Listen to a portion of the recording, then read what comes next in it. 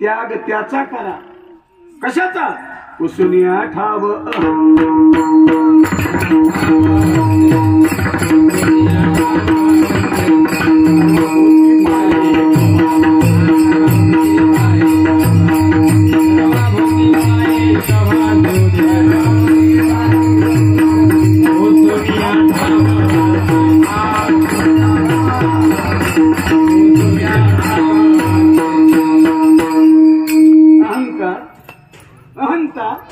आणि ममता.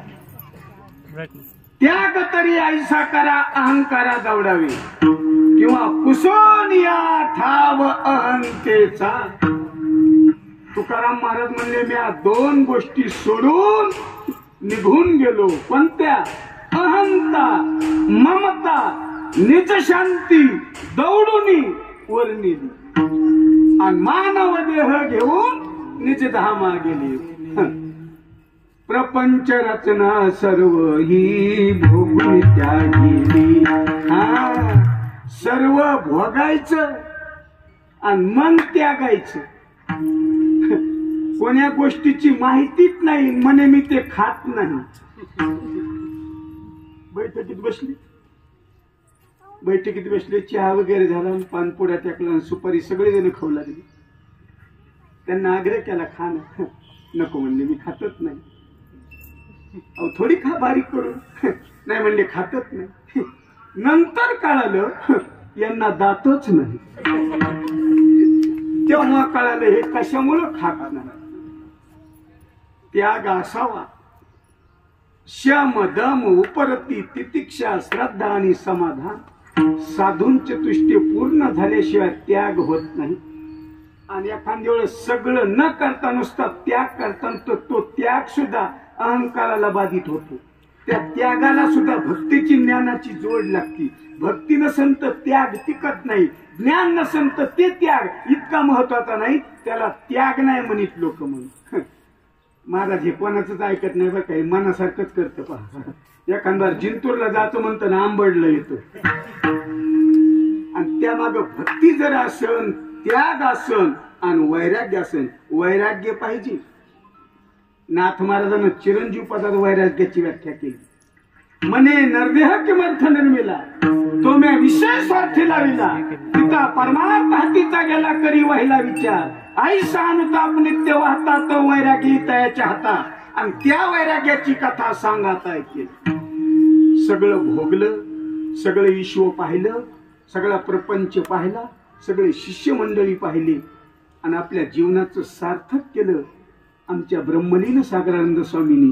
आणि त्यागी जीवन केलं. त्यागी पुन्हा कसं जेवण न लिंपे विटाळा अग्नी जाई सा.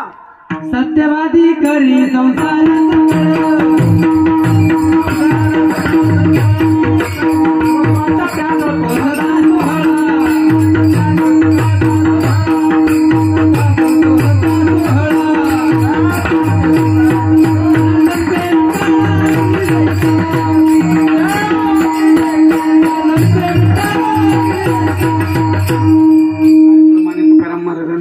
सत्यवादी करी. त्यांच्याप्रमाणे सर्वस्वाचा त्याग तो सदा सोहळा. सागरानंद महाराज सोहळे होते. सोहळे सवळ्या. सवळ त्याला म्हणतात ज्याला तिन्ही कालात तिन्ही अवस्थेत विटाळ नाही. सवळ्याला विटाळ नाही, घोंगडीला विटाळ नाही, पोत्याला विटाळ नाही. नित्याय शुद्ध्याय. संन्यासी जीवन कसं असतं? नित्य आणि शुद्ध. जिथे कोणत्याच गोष्टीचा डाग नाही इति संन्यासी. त्याला संन्यासी म्हणतात. ज्ञानोबाने त्याच्या पुढे दाखिलं त्याला संन्यासी म्हणा. ज्याला मीची आठवण नाही, माझीपणाची आठवण नाही, कुठे झोपलात हे माहित नाही, आणि काय खाल्लं हे माहित नाही, आणि गाव कोणते हे माहित नाही, तिथे संन्यासी. तीनच गोष्टी असावं: सोटा, लोटा और लंगोटा. तुमको क्या मालूम है, हमको मालूम है.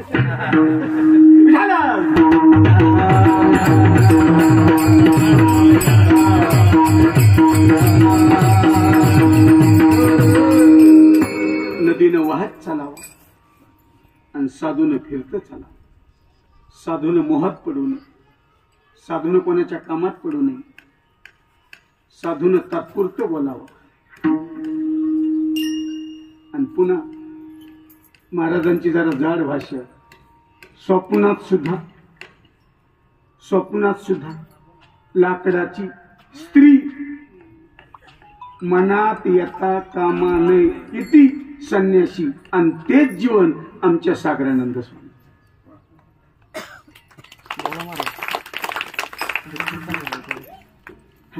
निष्कलंक महात्मा, निष्कलंक. तोच एक निष्कलंक तुका म्हणे. ज्ञानोबाने निष्कलंक, नाथ महाराजांनी निष्कलंक शब्द वापरला ज्ञानेश्वरीत. निष्कलंक. नमो ज्ञानेश्वरा निष्कलंक. जया गीतेची वाचिता टीका. ज्ञान होय लोका अतिभाविका ग्रंथार्थिया. निष्कलंक ज्याला कोणत्याच गोष्टीचा किंवा अविद्य सहित मोहाचा, कामाचा, क्रोधाचा त्याग केलाय इति सागरानंद महाराज संन्यासी. महाभारत ज्ञानी लोकांसमोर बसायचे तसे शब्द बोलायचे, आणि काही शेतकरी लोक आले तर तशीच भाषा बोलायची, आणि लहान लहान मुलं आले तर तसेच बोलायचे. कधी कधी आम्ही बोलायला गेलोत ना, काय चाललं बाबा, एवढा शब्द. वय किती आणि एवढ्याशा वयाला बाबा आवाजावं. त्यांची नेहमी शब्द असायचे: चांगले वागा, चांगलं बोला आणि चांगलं करा, काही होणार नाही. धडक पडक सांगू, आयुष्य तोपर्यंत चालत राहिली, स्वतःच कोणाला काहीच करू दिलं नाही इति संन्यासी जीवन. आणि जाऊस तर तोंडावर जे चेज होतं चेहऱ्यावर तेज, त्याला महाराजांच्या भाषेत कांती म्हणून. कांती, पांडुरंग कांती, दिव्य तेज, चेहऱ्यावर जी कांती होती कांती. सांगतो आळंदीचे सद्गुरू भुले बाबा सांगायचे, माणसाच्या चेहऱ्यावर परमार्थाची कांती असावी. भुले बाबा सांगायचे परमार्थाची कांती. आणि तुमच्या चेहऱ्यात सांगतो तुम्ही परमार्थ कसे करता. दुसरं सांगायचं का? मग चेहराच सांगतो. मी सांगत नाही, ज्ञानोबा सुद्धा तेच सांगतात. झाड जाणीचे फुले आणि माणूस जाणीचे बोली. ज्ञानोबा म्हणले झाड फुलावूनच कळतं की हे कोणतं आहे. कारण पळस कधी बी पिकत नाही, त्याला फाल्गुन मासच यावा लागत, कधी नाही पिकत. म्हणून अशा साधूचं लक्षण सांगताना महाराजांना सांगितले, ज्याने अहंतेचा त्याग केला, अहंकाराचा त्याग केला आणि जीवनामध्ये फार एक मोठं धैर्य होतं. ते कोणतं? सर्वभूती दया. सर्व भूत मात्राईशी ज्यांच्याकडे तीव्र दया आहे, दया. साधूजवळ दया असावा. दया भागवतातलं उदाहरण आहे. दया हे मानव, दानव आणि देव. मानव, दानव, देव तिघ जण वर गेले देवाकडे, ब्रह्मदेवाकडे. आणि तिघ जण म्हणले, आम्ही तिघ जण 3 प्रश्न घेऊन आलो आणि 3 प्रश्नाचे उत्तर तुम्ही आम्हाला द्या.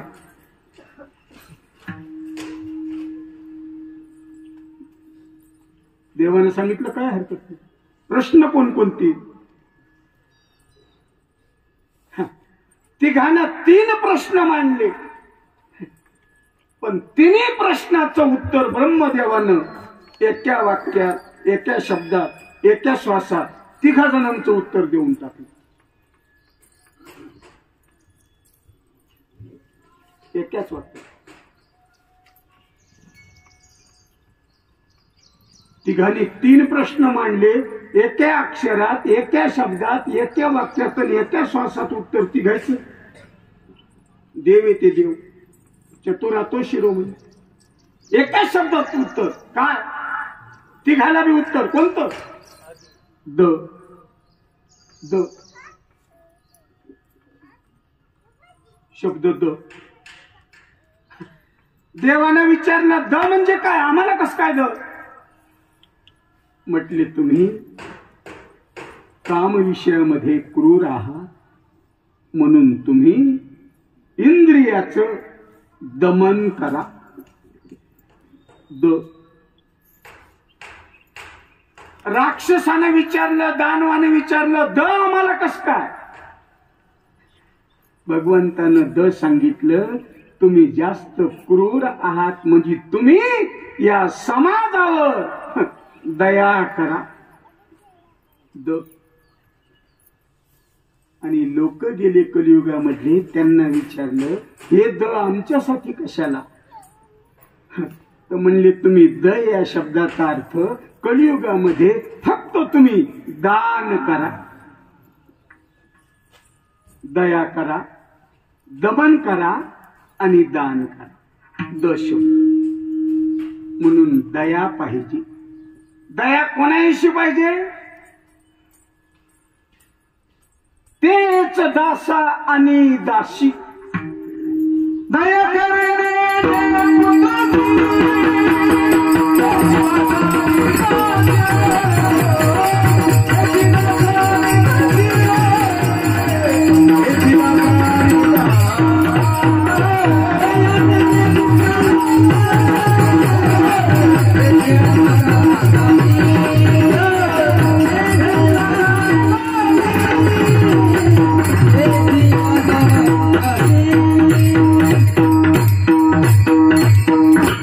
दया करण्याचे पुत्राशी जी आपल्या मनावर दया आहे ती दुसऱ्यावरच काय?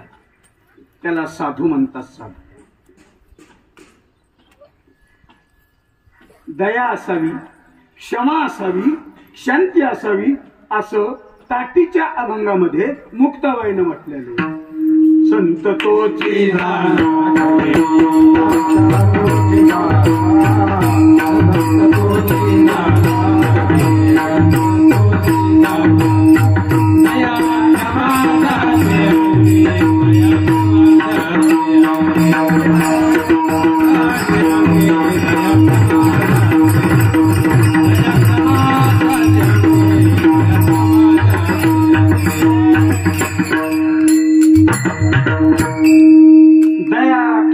ज्यांचे अंगी, ज्याच्या अंगामध्ये दया आहे, दया क्षमा आहे, शांती आहे. शांती पाहायचं असेल तर नाथ महाराज येऊन अंगावरी थुंकरान प्रसाद देऊन मुक्त केला. आमच्या सागरानंद बाबाकडे दया होती, क्षमा होती आणि शांती होती. सगळं कळूनही बैठकीत कधीच बोलत नव्हती. सगळ्या गोष्टी लहान मुलांचं ऐकून घेण्याची ताकद, दया आहे, क्षमा आहे आणि शांती. तोच संत जाना जगी. आणि ज्याच्याकडे ह्या 3 गोष्टी आहेत ना ते जगामध्ये महात्मा आहे. महात्मा आहे. म्हणून सर्वाभूती दया, सर्व भूत मात्राईशी दया असणं आणि सगळ्याला साध्या शब्दात एक पाहणं. एक अमृतांमध्ये बोलाय 2 टिपरी 1 नाद, 2 वठी 1 शब्द, 2 2. मृदंगाला शाई पुडी आणि धूम पुडी. मृदंगाला पुड्या 2, 10. 10 म्हटलं की वाजतं 1 आणि 1 असावा 1. सर्व अनेक असावा पण 1 असावा. नाही तर प्रमाणे नाथ मारा जातो. नव्हे तैसे तैसे झाले रे खेळिया, नाही ते दिसू लागले रे. अरूप होते ते रूपाशी आले, जीव शिव नाम पावले रे. अरे 1 होत, 1 होत, मग 1च होत. पण भासी येले जगदंबर 1 होत. 1 कशावरून? पहिले कोठेची नव्हते काही, चंद्र सूर्य तारा नाही, अवघे शून्याची होते पाही. कानोबा तेरे तेरे ते थे 1 ढालगत निर्माण झाली आणि तिने पाय एवढी ख्याती केली. 1 होत. 1च. फक्त 1च कागदपत्र सापडावा. सगळे होते तयार, फक्त 1च सापडायला पाहिजे. नसन मेळ लागला तर लागला. 1च सापडावं. तसं 1च म्हणून 1च सापडलं पाहिजे. नाथ महाराज म्हणले त्या साधूला 1 दिसावा. 1 कसं? ऐका. गातो एका, ध्यातो एका, अंतर्बाहेर पाहतो एका, सगुण एका, निर्गुण एका, गुणातीच तूच एका. 1 आधी मधी अंती अवघा हरी, हरीने माझे हरले चित्त भार वित्त विसरले.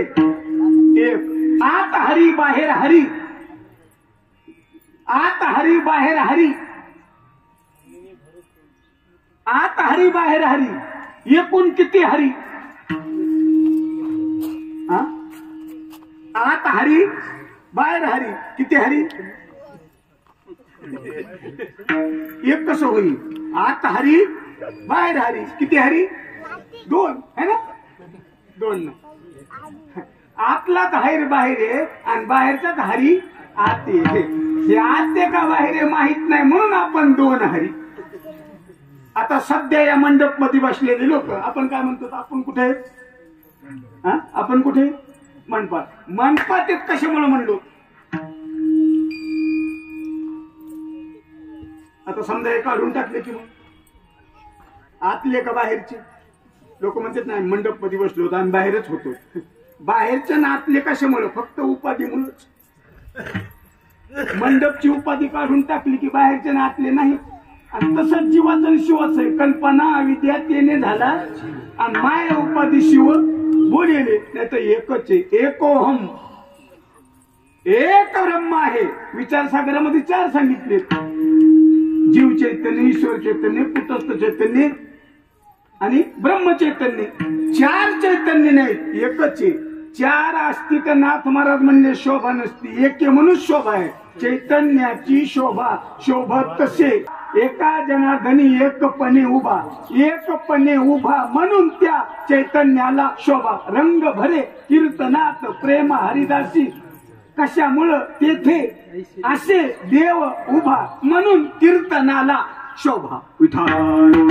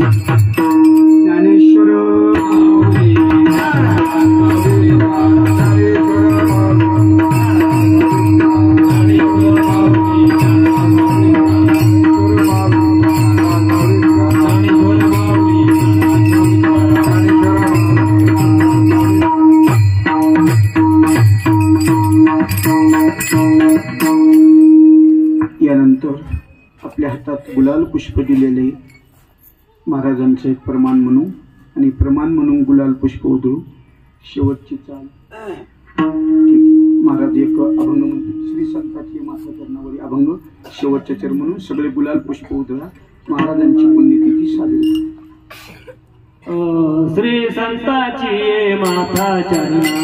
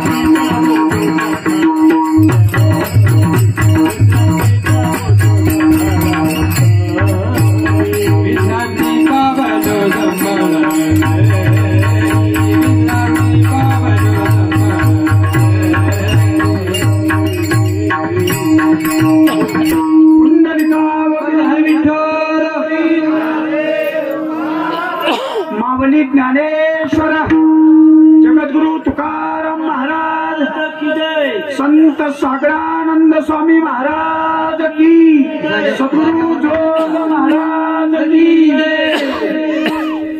विठ्ठल जय जय